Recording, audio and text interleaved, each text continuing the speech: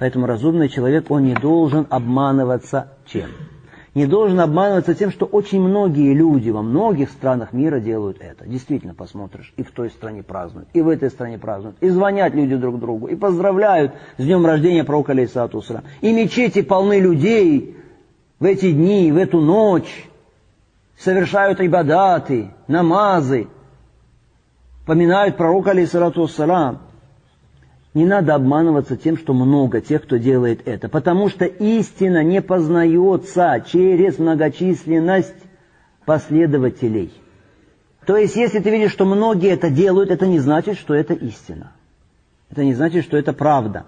Как узнается, истина или не истина что-то? Узнать, является ли что-то истиной или нет, можно только на основе шариатских доводов.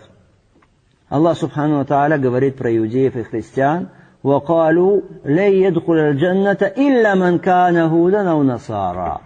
И говорят они, не войдет в рай никто, кроме тех, кто является иудеем или христианином. Тилька аманиюм. Это их мечтания, это их фантазии, говорит Аллах. قُلْ هَاتُوا بُرْهَانَكُمْ إِن كُنْتُمْ صَادِقِينَ. Скажи им, предоставьте ваше доказательство, если вы правдивы. Мало ли что много, мало ли что многие отмечают и делают это. Да, где доказательства? Да, иудеев было много, и христиан было много. И они говорили, кто будет христианином, тот попадет в рай, кто будет иудеем, попадет в рай. Где ваши доказательства? Это ваши фантазии.